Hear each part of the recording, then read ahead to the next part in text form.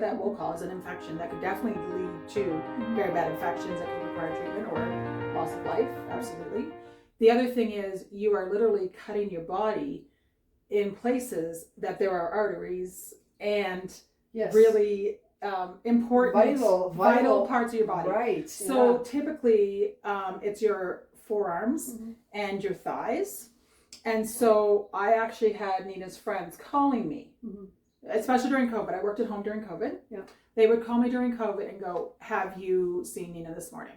I'm like, "Well, no, she's asleep. You need to check on her." Wow. And she has scars on her legs and arms that she actually says she remembers blood spurting from, that she felt she needed to come get me to call 911. That's scary. That's scary. Is crazy. Oh my goodness. And I use that term like not derogatory at all. Like no, I just don't have a better term in my vocabulary right now. But it is just so scary. Yeah. And it is so, oh my goodness. Can you imagine somebody finding their child like that from self-harm, that was not the intention, it was to manage anxiety. Right. Wow. Right? Yes. And so, no, that's risk for sure. So it sounds like her friends were aware of this. Like, yeah, she had a couple of friends that were aware of it. Right. And she actually used to be a support for an older friend who was doing it, who I would be calling their parents at 2:30 in the morning, literally 2:30 in the morning, saying, "Hi, your daughter's in the bathroom and she needs some help." Wow. And this is literally like what our life was once this all came out and was started. Was there were kids, we were getting first aid kit supplies for. There were kids who, you know, they're calling me, checking on my child. I'm calling their parents, checking on their child. Like, so it's a linking. It's more of a network as you're finding out about your child and this behavior, and so and it's also starting to learn more about it with the resources, the professional help. Do you have any, like before this all started, do you have any medical knowledge or experience with something like this? No. Nothing at all? Nothing.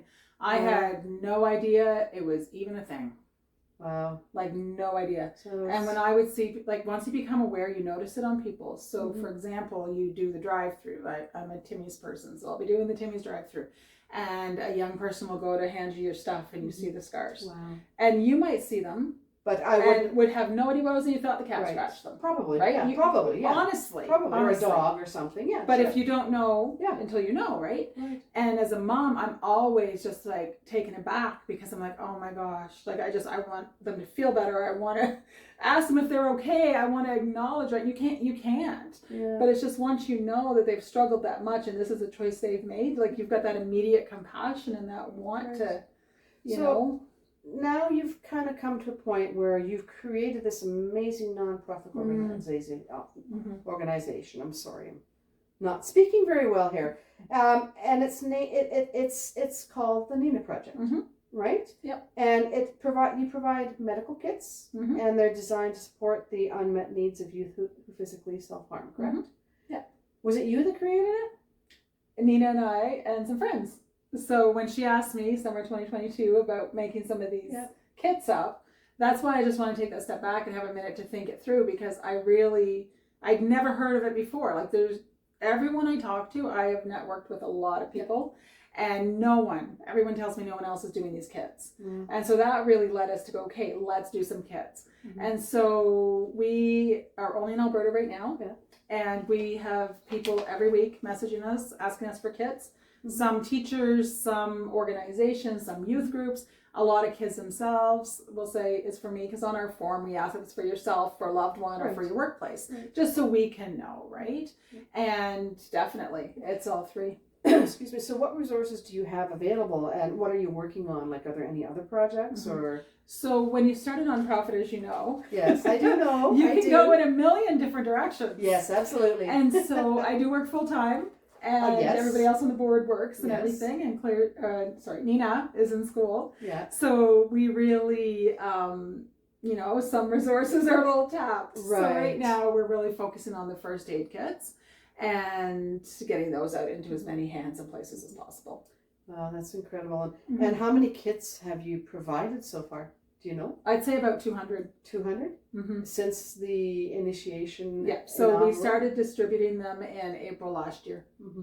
Yeah. So brand new nonprofit last year. They've 200. I would say already 200. Just in the Alberta core. Just in Alberta. That's one province in Canada. Mm-hmm. And that isn't even scratching the surface. That's not even scratching the surface. Wow. So we're all volunteer. And so we have a social media presence. So we use Instagram and Facebook and our website. And so that's really how you'll hear about us if you're on our Instagram or anything, or if you're Googling. Mm-hmm. A lot of people say they saw it on Instagram or whatnot, because we do ask that when we fill this form, how'd you hear about us? Yeah. But we're just trying to get our name out to places that involve youth. Absolutely. Well, that's wonderful. And I know cities like Calgary and Edmonton, these huge metropolises. I mean, I'm sure there's probably quite a number within them.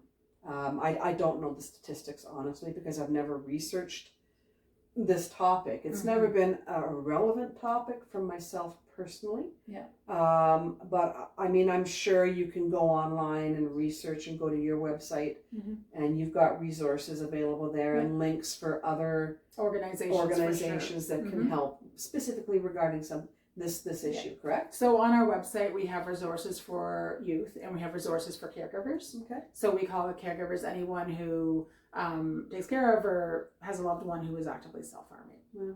Yeah. And I know that you have different communities that are supporting your kids, like Calgary is one of them. Yep, so we have some kits in a couple of places here in Calgary. Yeah. I just don't want to name them all publicly. No problem. I don't have all the permission. Just whatever. So we have a couple of organizations where you could pick them up, and we'd share that with you if you asked and you said you want to pick it up. So you basically have to go to their website or their Facebook page or their Instagram and contact them and let them know you're interested in finding out about their resources and their kits. And if you had, if you were connected with these other organizations, then they would probably offer you one if you were somebody who was self-harming. Yeah. And then we also have a place in Airdrie that distributes them in the community where I live. Yeah. One of the colleges, rural, also has them there. Okay. In Red Deer, we have quite a few different organizations that are handing them out for us. Wonderful. We're really trying to get into Edmonton. I've had a lot of interest of volunteers to get us started up in Edmonton. So that would be good. Just really trying to get them to the hands of and the people. Cost factor for something like this. This is basically something that you are. Well, so we've had donations. Oh, good. So we had one of our good connections donated enough to get us started, and then I just recently got a grant from Olds Rotary Club, and thank you again for that. And they gave us enough money to supply in the Olds area. So any that we supply there will come out of that. Wonderful. We just got a grant from one of the youth organizations here in Calgary, actually.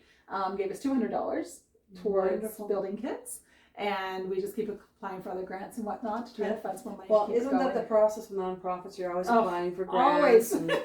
I'm telling you, so if you're watching this and you want to donate or you want to help out, monetary, I'm sure there's other ways that, are you looking for absolutely partners, or are you looking for other all the above. All the above. Partners, organizations, places that will support you and provide your kits. So if you are with an organization that wanted to donate supplies, then I could definitely provide you with a list of what we're looking for and see if that fit. If you are part of any other groups that wanted some initiatives to work with or fundraise for, always interested in talking to you about that. And you go to different events, don't you? Absolutely. So last year we went to the John's Dirty Walk and had a great time there, got to network with some people, got to tell some people about us. We also have been to different markets, community nights, things like that. So we are small, as we've said. Small but mighty. Small but mighty. I love that. But definitely, like, if you're from a community that has a community night and you wanted to share some information about us, definitely we'd be all over getting you some stuff you could share. Things like that. Wonderful. And you've got pamphlets and stuff like that, or do we just contact you like at so on our website there should be stuff you can download. You can print off any of our materials. We have QR codes and things like that.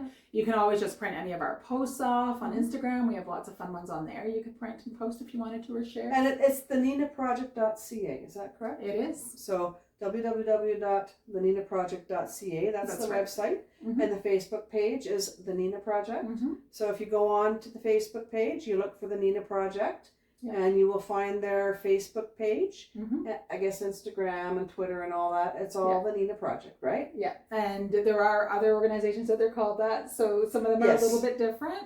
So definitely, best way to link and make sure it's us is to do it through our website because we have all the icons there. TheNinaProject.ca.